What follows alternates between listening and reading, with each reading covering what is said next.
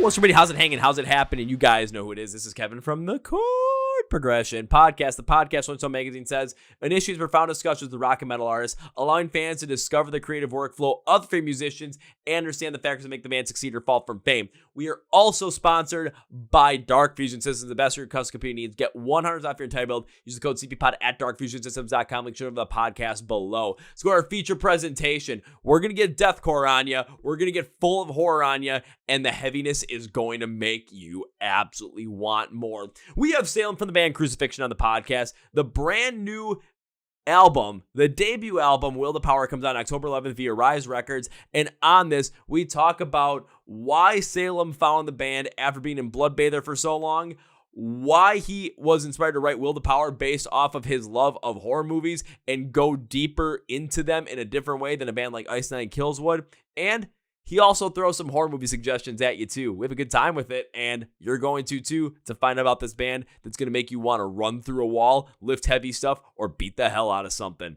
You ready? Let's go! Yeah! Well, ladies and gentlemen, boys and girls, listeners of the Chord Progression Podcast. If you're not, watching this on YouTube, you're listening on Spotify Podcast, we love you, but you might want to jump over to YouTube because you got to see the aesthetic of this guy right here. Right now, dark room, red light, looking as spooky as hell, ready to go and kick your ass. He's got a brand new deathcore band called Crucifixion that is going to be bringing the heaviness to you, and with a debut album called Will to Power coming out on October 11th via Rise Records. And if you like the heavy stuff, if you want to go absolutely manic, crazy nuts, and want to find music that's going to make you just feel like you're ready to brutalize somebody, you might want to jump on this band. So please welcome Salem from the band Crucifixion, the podcast. So Salem, welcome to the Chord Progression Podcast. Hey, what's up, man? Thanks for that intro. Oh, dude, I got to give as big of an intro as I possibly can, and I always do it on the fly. I never plan them. I'm like, I got my note sheet. Let's just run off of whatever I feel like at the moment, and then just bring it forward. But, dude, the red light it fits the aesthetic of the band, of the sound, of you, of the album, everything. Like, you're playing so heavily into it. I absolutely love it. I appreciate it, bro. Oh, you're welcome. So I know this is a brand new band. I know that you're the one that found it and everything around there. I was trying to search the internet to find as much history as I could on this whole entire project, but I know there's not as much out there. So can you give me the history of Crucifixion, of what you have right now leading up to the debut album, how you started this whole entire thing, what inspired you to do it, what led you to it? Pretty much, let's start this whole entire thing out so everyone flocks to it and is like, we got to listen to it, like they flocked to the first Avengers movie after the first Iron Man came out. Like, we have to see this, we have to listen to this, we have to be a part of this. Yeah, so Crucifixion essentially was started last year. It was a continuation of my original heavier project, Bloodbather, and that's basically it. Like, there isn't much history behind it besides I decided to kind of just take it in my own direction and do, essentially carry off all the roles instead of just guitar, which I did in Bloodbather. I wanted to do vocals as well. So we got the record done and, tracked the vocals at my crib. And yeah, that's the start of the band, at least. I mean, that's a pretty quick start of the band, but when it comes to going from Bloodbather to what you're doing with Crucifixion and making that decision, what was the biggest inspiration to make that decision, not only from you mentally, but also to go after the sound you went after? Like, what about the Crucifixion sound that you've created was the thing that you really wanted to go towards to start something that really had that full-on Salem flavor to it? Yeah, I mean, I was super inspired by a lot of deathcore bands growing up, and by the end of Bloodbather, I think people would tell that I was kind of like itching towards doing that sound. And I think Crucifixion was just that full-on push that I needed to finally like divulge myself into the genre that I loved, growing up and stuff. So my biggest inspirations were probably like Infinite Death by the band Darius Murder, Suicide Silence, bands like that.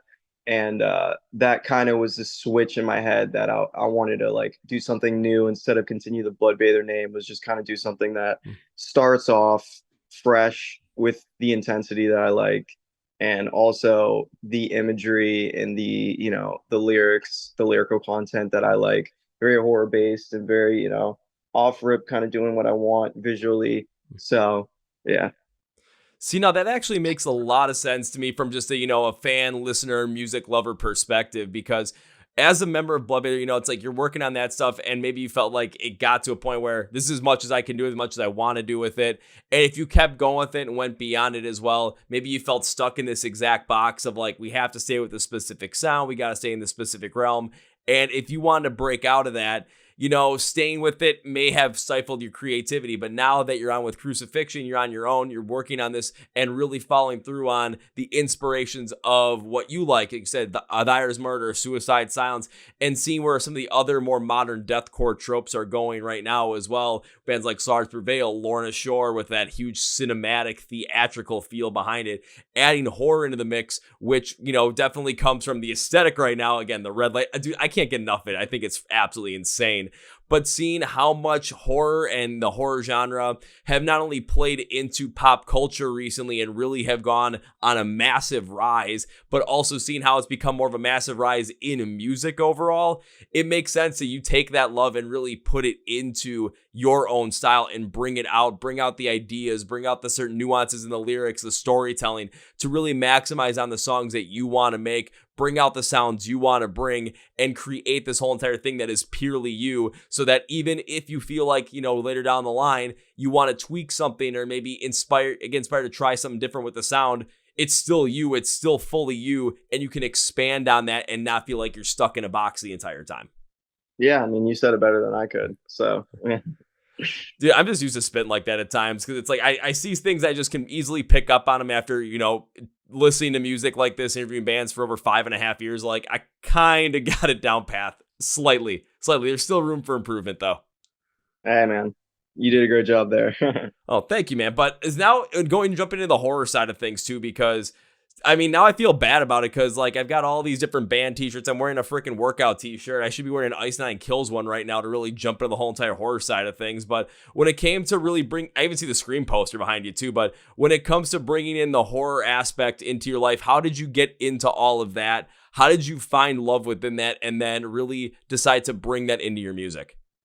Yeah, I loved horror movies since I was a kid. I think the first one I watched was like some Chucky one. I don't remember which one, but I remember just being super interested in it, and I really just dug deep into it.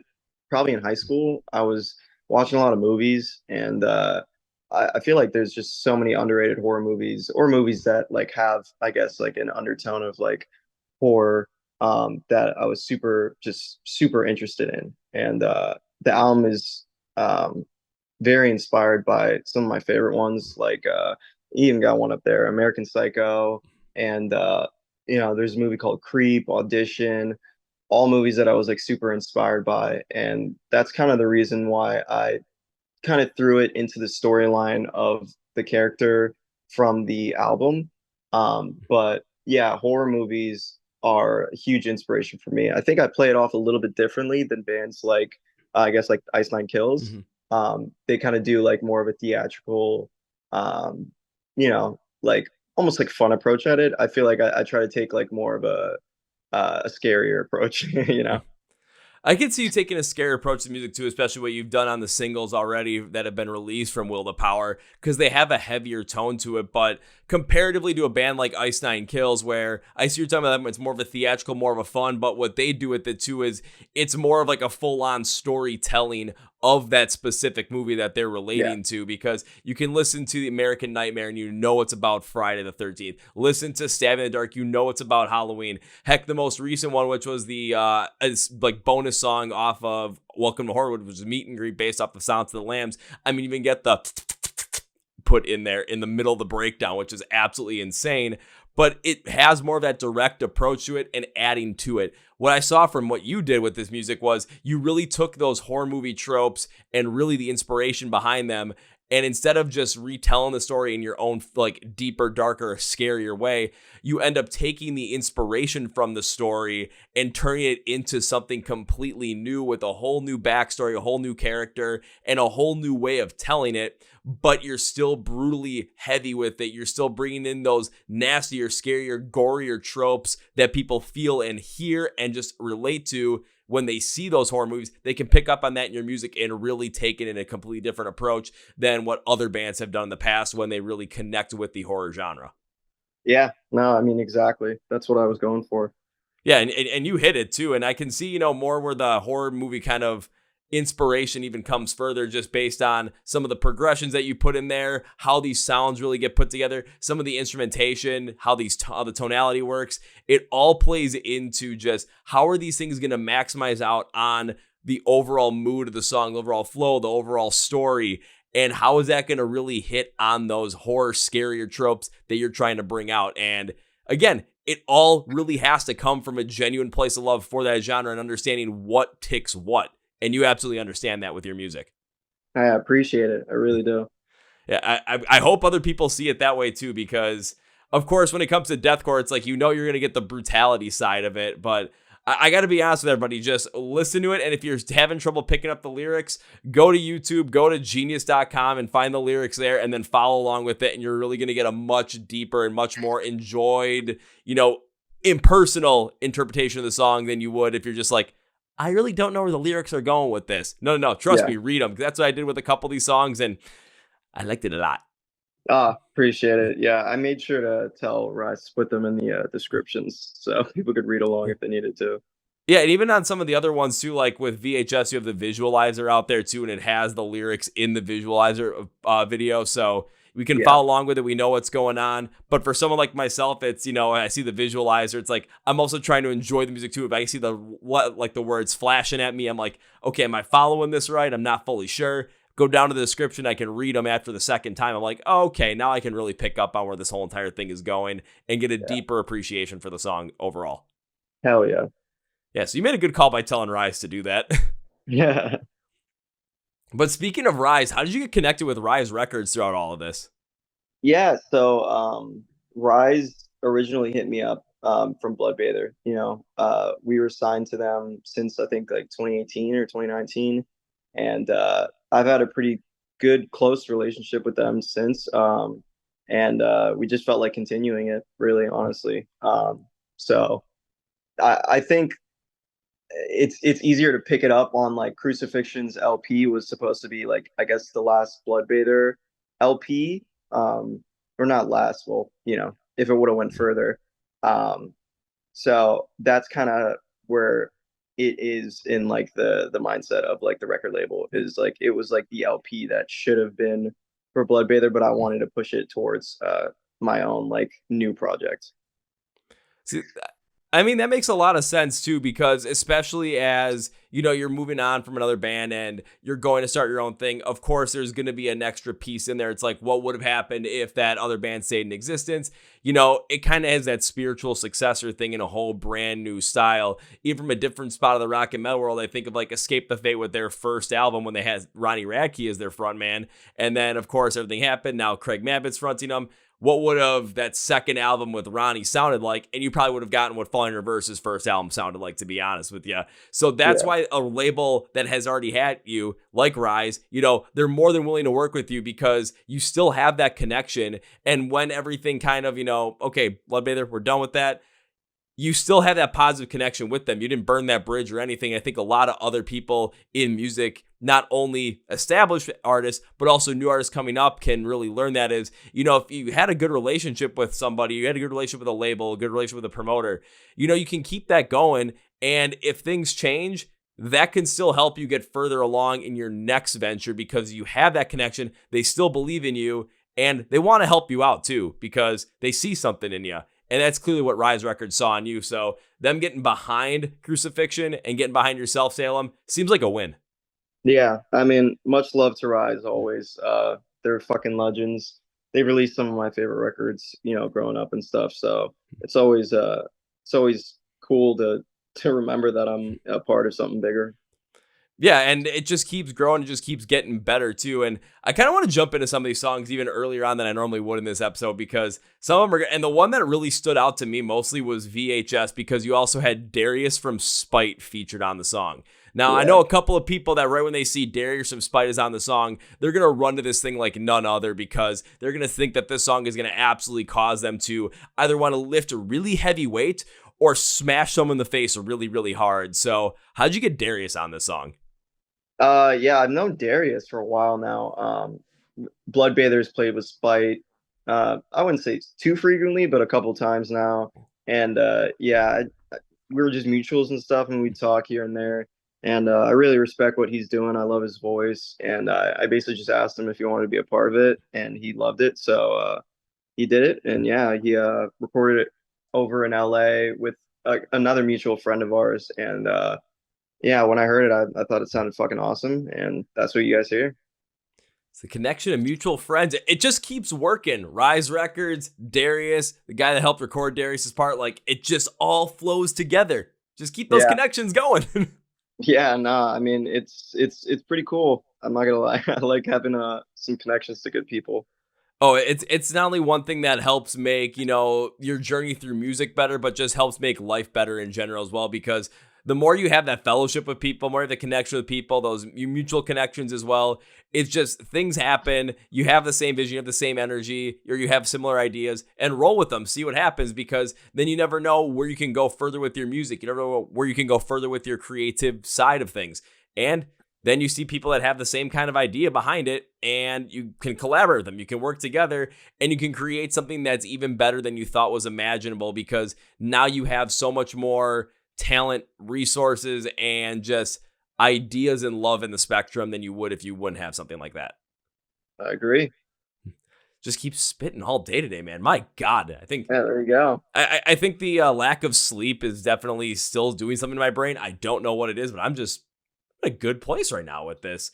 So when Yeah. it comes to VHS overall, especially because that was probably my favorite song out of the three that are released at this moment, where did the inspiration come from this song specifically? Because I love to get into this one, and I'm curious, where was your mindset when you recorded this, wrote this, and what did you really think of when it came to this overall story you put into the song? Yeah, VHS was pretty inspired by this movie called 8 mm. And yeah, it's actually a Nicolas Cage movie. And Yes. I I remember I watched that movie and I connected with it really well. Like I just thought it was super submersive, and like I love movies that really just like you're following a character that closely, and that's kind of the inspiration for VHS. It also kind of ties into like the last Bloodbather record. There's a song called Void, and I really like that song as well, and like how I feel like people picked up on it. And yeah, it was basically, VHS is just like almost like a visual fucking or I guess an audio snuff film, you know what I mean? Like it's Yeah. just like following a killer that is just dedicated to fucking killing people, and what his, I guess, mindset or what he's thinking about when he's doing it. And I think it captured that vibe pretty well. I'm not even going to go into the sound right now because it's just something intense. But when you look through the lyrics, especially if you're going to look through them, which I hope you do, you can tell it definitely has that horror movie inspiration behind it, because the imagery you put out there, the storytelling you put out there, that's not something for the faint of heart, man. You're a little bit more descriptive with it, but you're descriptive with it in a storytelling sense so we can get something that's even larger beyond it than just what's at the surface level. Yeah, I mean that's what I try to do. I'm trying to essentially make, you know, a horror movie in someone's mind. And I feel like if they're following along, they'll have those images in their head that connect with the lyrics that I'm doing, and that's all I want. But not only can we create that horror movie in your heads as well, what we can also do with that is we can see how that horror movie and the overall ideas behind it can relate to our overall lives in general, and see some certain aspects of our lives that can fit into this and can relate to the characters that are being put forward in this story, and see where we lie within those characters and how we can sympathize with them, understand them, but also see how their overall thoughts, emotions, and feelings relate to what we have going on right now. And, maybe at times where if we have that feeling, how do we react in a situation like that? Yeah, I mean, I would say it's probably the most extreme reaction that you could have towards like situations, at least in the character's perspective. But I definitely think it's an album that you can listen to when you're going through something crazy, some betrayals or whatever, and you can really just fucking feel it out with the record.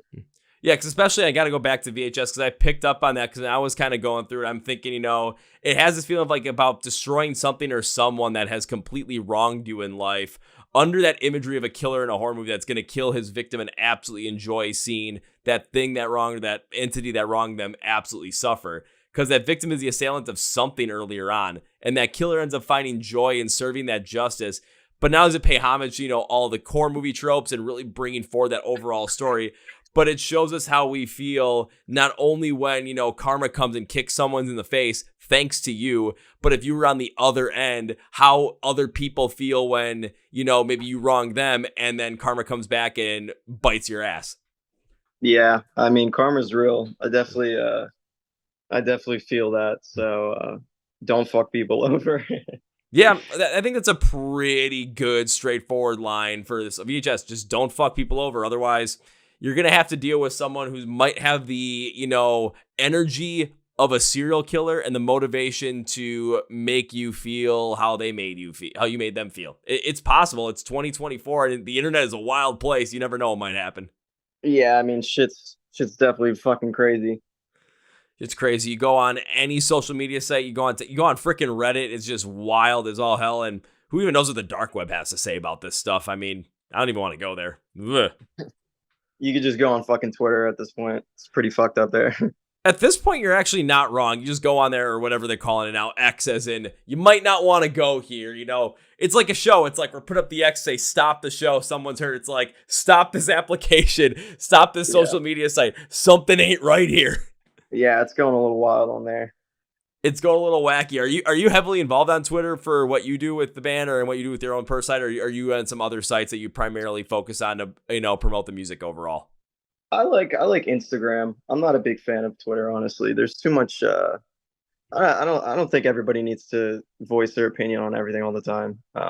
Definitely when the people are usually not smart. It's usually just a lot of stupidity going around. But I usually follow Instagram a lot. I like Instagram. Fair enough. I'm kind of in the same boat with you on that one too. So it's always interesting to see where people lie on that spectrum because everyone's got different music sound taste. Their audience is in different places. So wherever your audience is or whatever you feel the most, comfortable with in terms of where you want to promote your music, that's where it's going to live and that's where your focus is going to be. Of course, you might be on a bunch of other platforms as well, but there's always going to be one that is your slight favorite.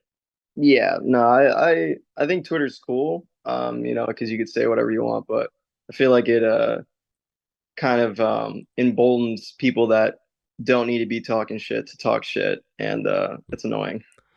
And the other part about it too is it's not like real life where if they talk shit to someone's face, it's you have to deal with the consequences of it right then and there instead of sitting behind a phone or a keyboard and then, maybe you're talking shit to someone 1,000 miles away and whatever happens.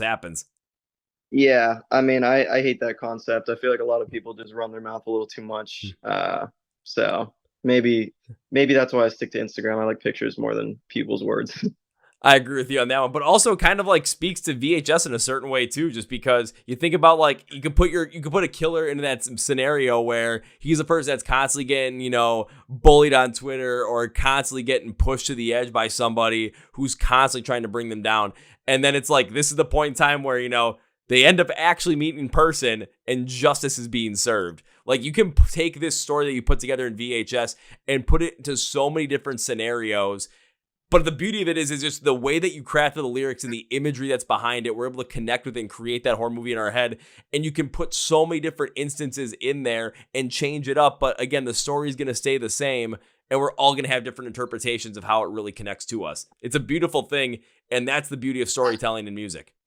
A beautiful and scary thing, huh? Oh, it can be scary too, especially if you go down a deep, dark path. But sometimes going down those deep, dark paths help you find the light. There we go.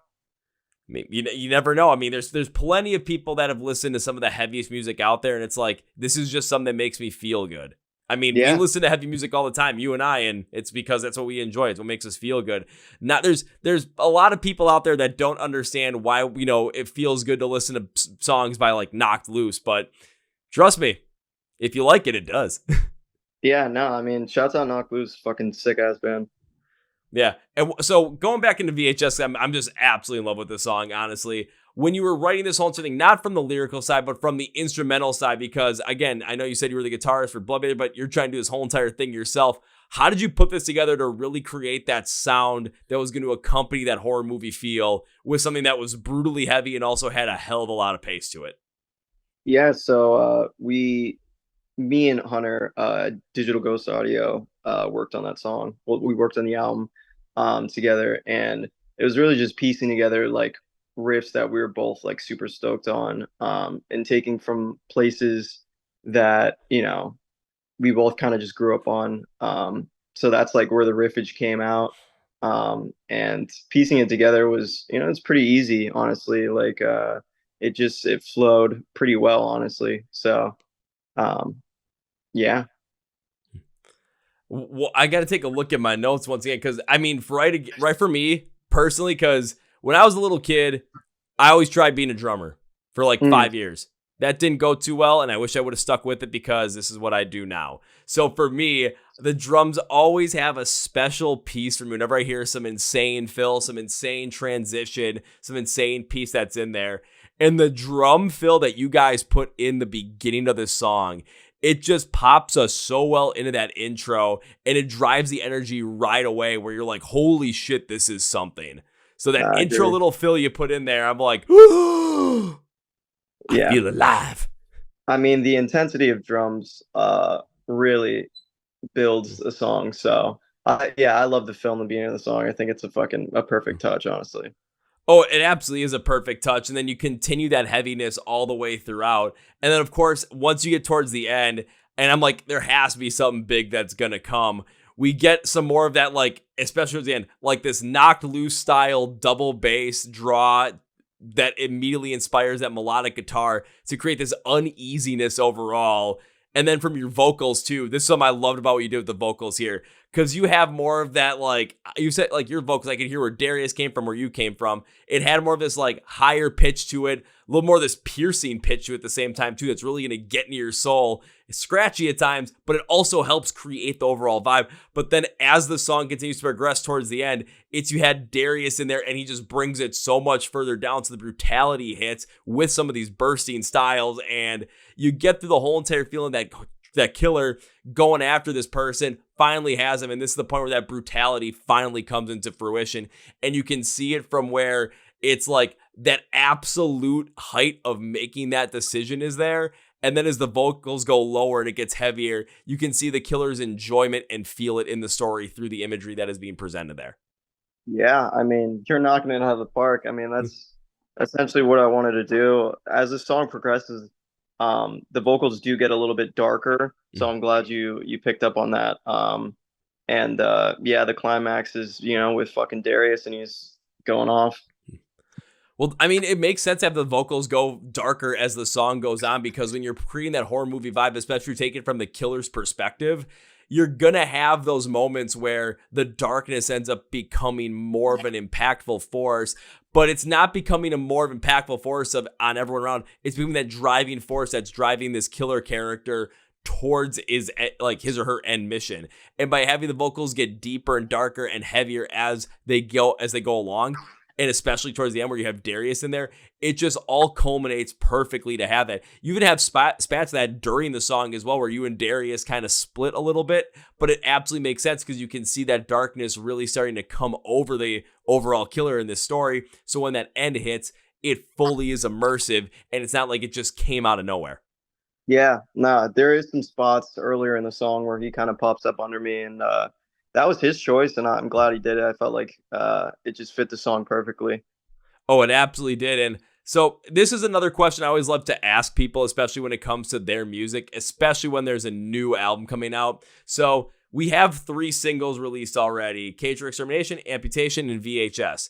We just talked about VHS for quite a while, and if you're not ready to go and listen to it, I don't really know what else to tell you except go listen to it. But of course, after we're done with all this. But there are a bunch of other songs on the record as well. I'm not asking you to pick your favorite of the unreleased songs, because it's like picking your favorite child. But out of the unreleased songs that are yet to come out, which is the song that you are most excited for people to hear? It'd probably be Will to Power, which is like the I guess the title track. And that one comes out the day. Well, obviously the whole album comes out that day, but we have a music video also coming out that day for that song. And yeah, I'm just excited for people to see and hear it. Like I think that song is probably the most intense one on the record. All right, you got to give me a little bit more, man, because I'm excited for this, but I want to make sure people are like marking this down their calendars, writing it on their arms, etching it in their walls, like must listen on October 11th. Yeah, I mean, it's hard to put into words, but it's the culmination of the whole record in one song. I feel like it has all the tropes that I fall on the rest of the songs. I feel like it's kind of the most intense instrumental. It's got the heaviest breakdown at the end.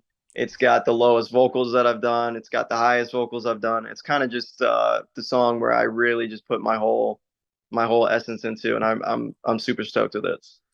I can kind of see where you're coming from there because there's a lot of songs, and this is typical for some other artists as well, where, when you have a certain song, you have a certain idea that you want to run with it, you're going to keep it within a certain range to make sure you maximize out on the overall storytelling that you're going for. Now, I'm not saying keep that sound the entire time for everything you do and every piece of music you ever create, but, in a specific song, it makes sense. So when it comes to the titular song for Will to Power, if you're saying, heaviest breakdown, most complex instrumentals, vocally you're hitting the highest of highs, the lowest of lows. You're trying to encapsulate everything that is you, everything that is Crucifixion on this first album, putting it into this one song to really let people see not only what you can do and where you are, but at the same time, the culmination of the story and where the band is going next and where you can go next with your music, and inspiring the potential for what is to come, because who knows, you might focus in on some more of those lower lows as time goes on, the higher highs, the crazier instrumentals, the heavier breakdowns. You might go in a completely opposite direction because of it. You never know.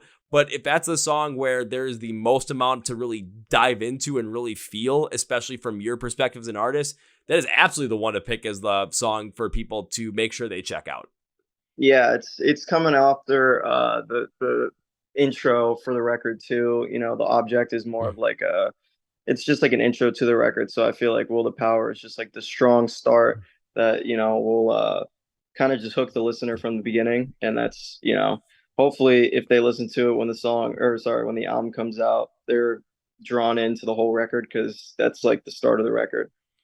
That's a good way to put it too. And I do like the fact that you might be putting a little bit of an intro before it too, in an intro song, because of course you have it in there. It sets the tone. It can set the mood. And if it's, minute and a half long, even 30 seconds long, if you put the album on in your car and you're driving, it's getting dark out, it can absolutely set the tone in your mind for what is to come. And you're not completely blindsided when Will to Power comes on second. What you have is you have the preparation for it mentally. You're already in that space. It's like watching the opening scene of a movie. You're getting the overall feel and the vibe of it. It's like watching the first scene of Scream, and then when the song comes on is finally when the phone rings and you hear, "What's your favorite scary movie?" Yeah, there you go. Exactly. I think there's a lot of records that I was inspired by that have like sort of shorter intros. And yeah, they just put you in the mindset to listen to the record. And I feel like this one really does that. So I'm stoked with it, honestly. Yeah, because one that stands out to me, and I mean, we already brought up the band once, it was Ice Nine Kills, because when they released Welcome to Horrorwood, the intro song kind of puts you into this, okay, we're going to get more of this theatrical moment, really look into it a little bit further. And then it goes into the titular song of Welcome to Horrorwood, which is the only one that's not really based off of a specific horror movie. And I'm like, well, let's see where this one goes. And by the end of it, I remember on the first day I listened to it, I literally put everything down. I'm like, I was scared where this album was going to go. I just listened to the intro and the actual first song.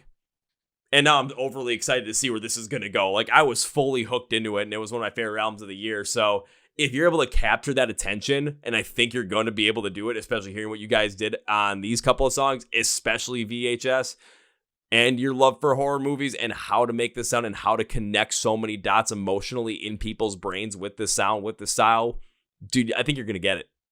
I hope so, and I'll have to check out that record, the Ice Nine Kills one. I haven't really actually listened to them much. I've seen them twice though, but I'll have to actually listen to that record. Yeah, I'll say give it a shot, especially because I think I mean check out both the Silver Scream and Welcome to Horrorwood if you haven't checked out the Silver Scream yet. Welcome to Horrorwood, I mean, there's definitely a couple songs I think, especially coming from a heavier side, that you might like. Funeral Derangements, based off of Pet Sematary, has one hell of a breakdown and an insane breakdown call out. God, I can't remember the name of the song off the top of my head, but it features Corpse Grinder. So Oh wow, that's fucking crazy. I think it's based off of My Bloody Valentine, so that might be one that's right up your alley. And then Yeah.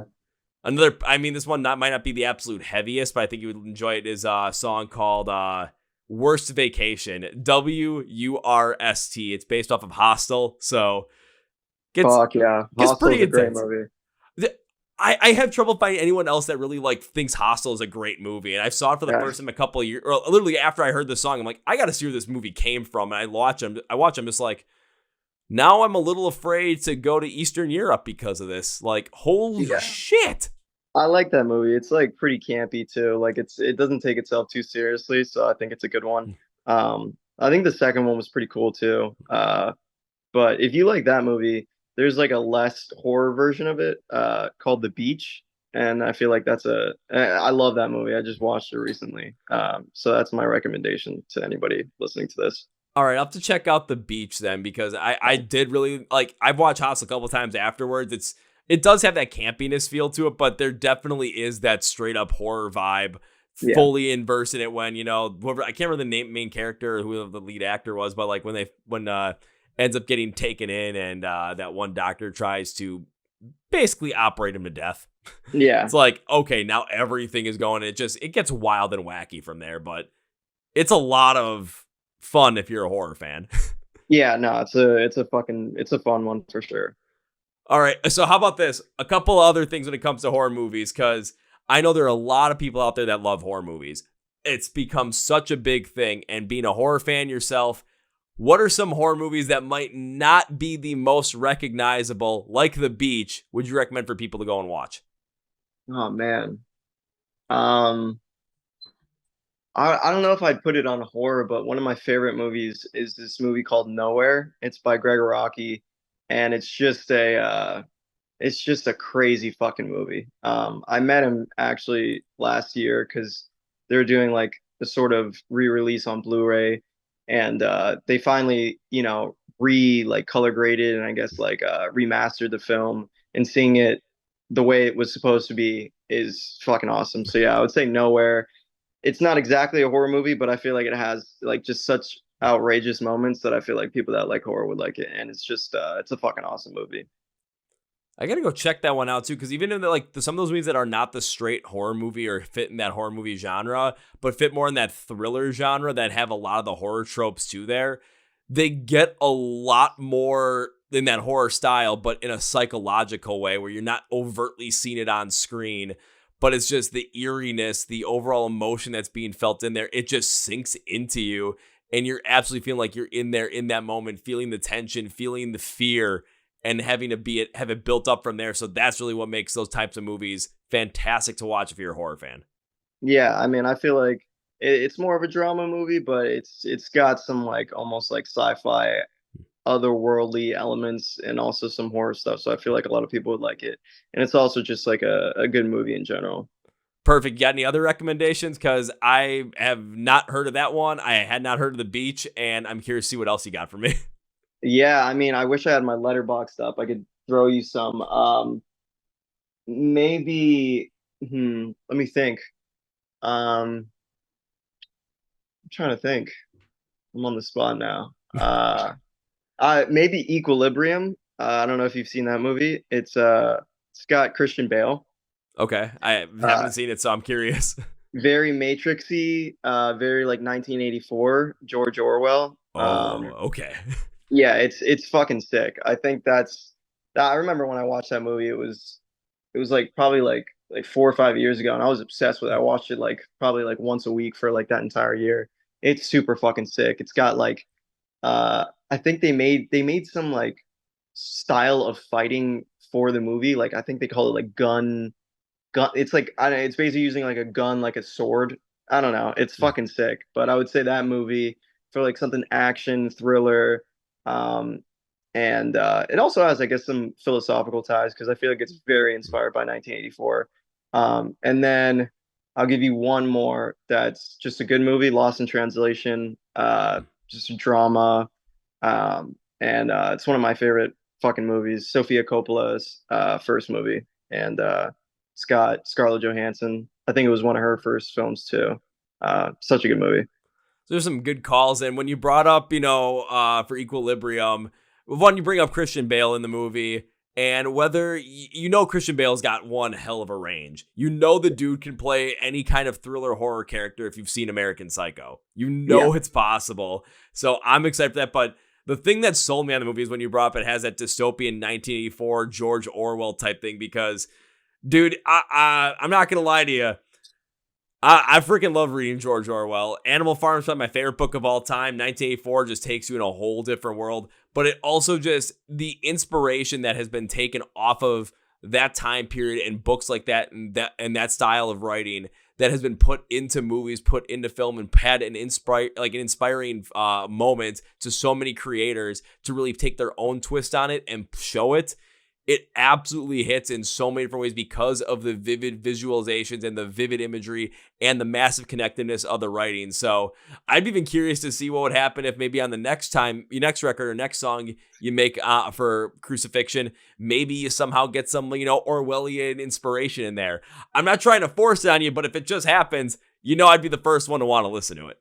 Yeah, I mean, luckily for you, I feel like I created this solo record that eventually I'll put out, but I think I channeled some of that into the lyrics because, yeah, I think the whole 1984, like the whole wrong speak, all that stuff I feel like to an extent it has its place in society right now. And I feel like I don't know, these books are something that I feel like transpire at time. I feel like people should definitely still be reading books like this because they're pretty important.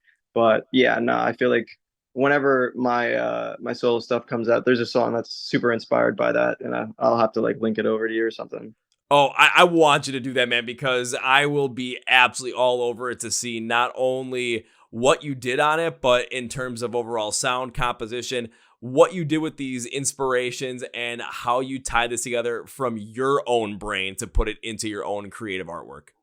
Hell yeah, man. I appreciate you.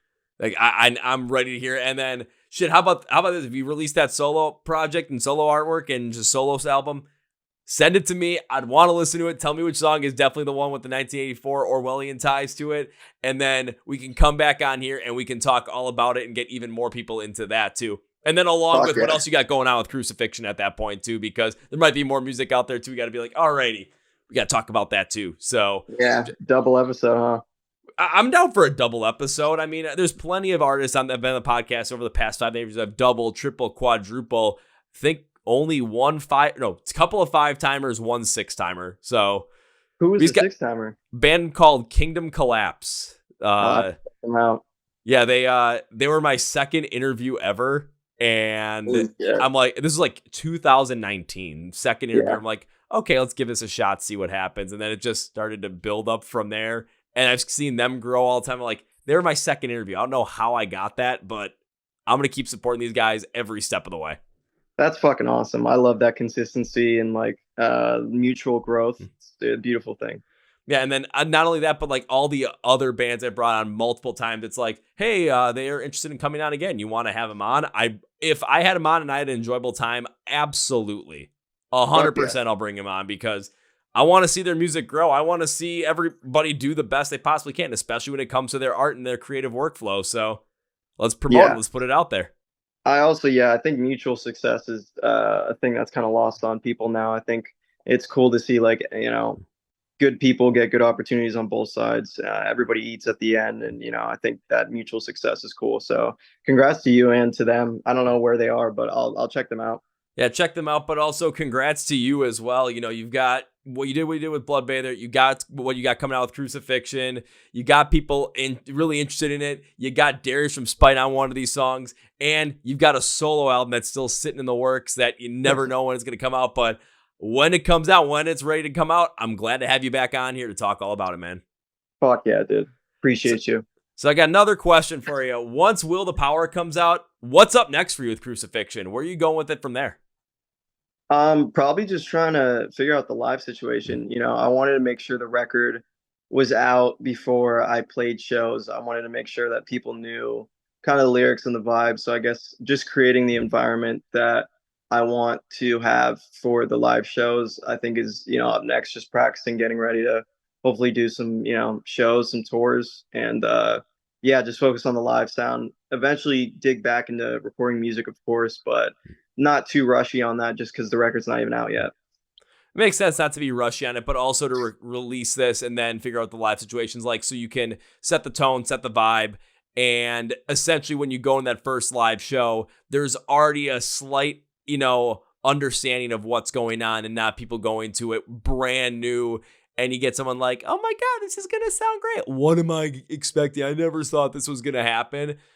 It's like people have a chance to listen to the record, but then when you go out there too, you can build that live set off of your own music, off of what you've done, and you can see how it's going to interact already with the fans that have listened to it. So you can build the best live set possible instead of going from complete scratch of only a couple of people hearing these songs before the release of the entire album.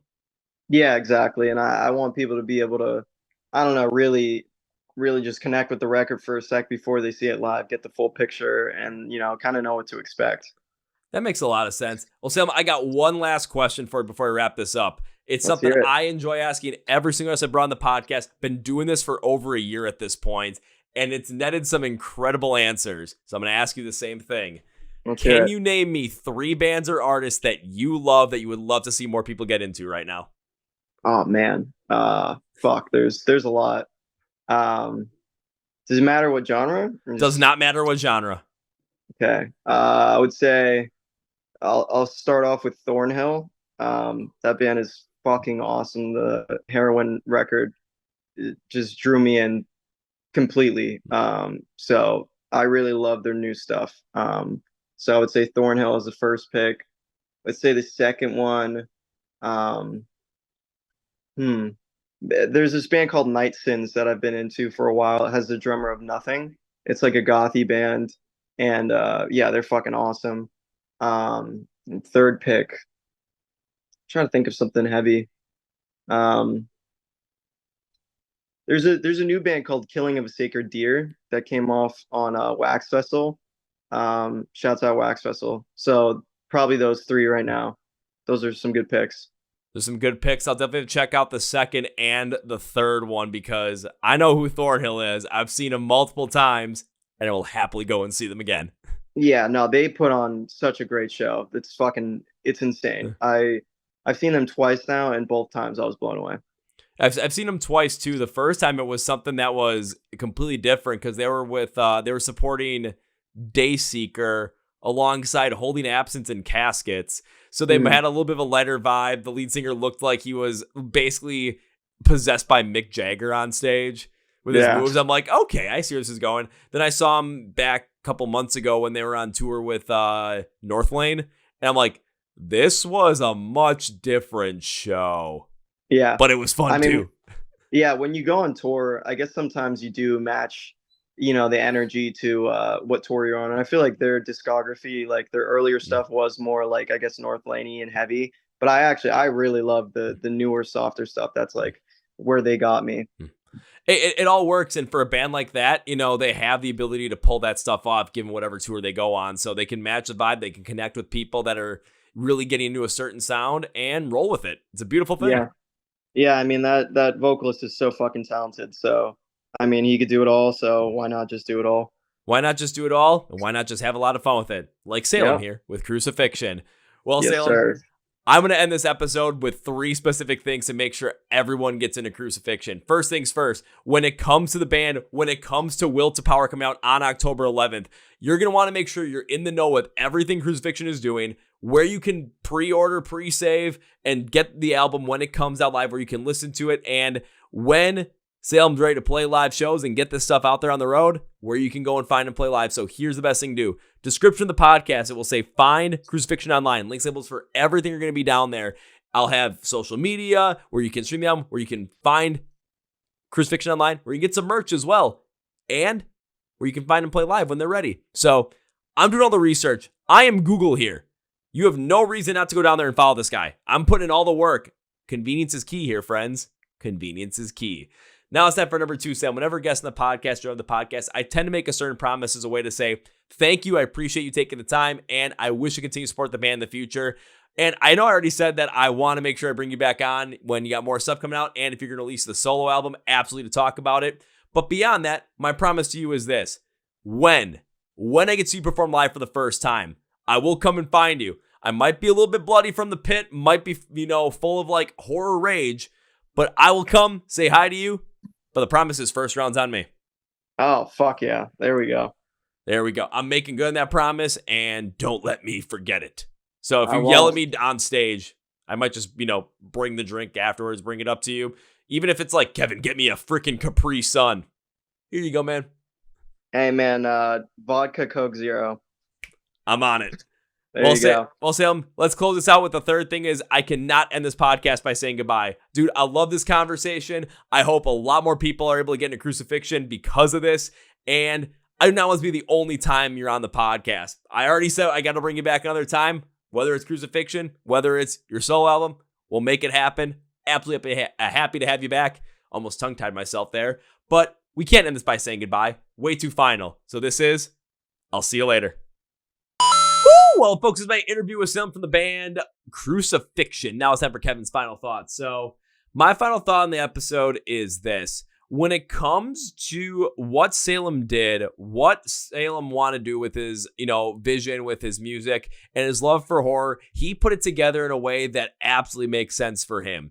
Put it together in a way where he gets to speak about, the horror movies he loves, the trope that he loves about them, put him into music and create his own story. But what I love about the lyrics and what he's able to do with this is he's able to use that heaviness of deathcore, the richness of the pace, the quickness of it, the heaviness of it, to really create something that is going to focus more in on the story of what is going on, not, really going deep into the overall movie itself like Ice Nine Kills would. Don't get me wrong, you guys know I love Ice Nine Kills, but I love what he did here in a different trope because when you listen to the songs, you're able to put yourself in the story and make the story yourself and understand where it's going with all those different tropes from horror movies and really understand the characters and empathize, sympathize with them, figure out what they're feeling, and go from there to see where it relates to you, how you can connect with it, and how you can understand the feelings of the things that you're dealing with and going around you.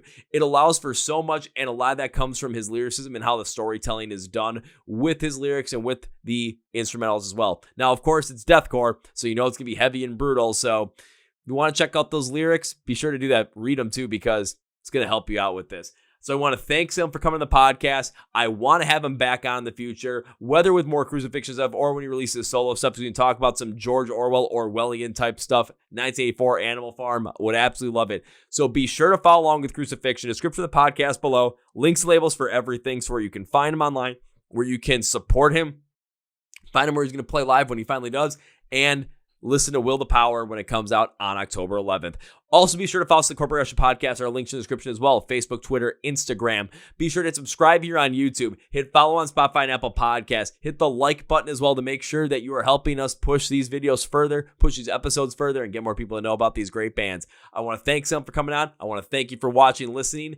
And that's going to be it, everybody. Thank you very much for listening to the Chord Progression Podcast. My name is Kevin, and you guys know in every single one of the episodes of the Big Healthy and Hearty. See ya! Yeah.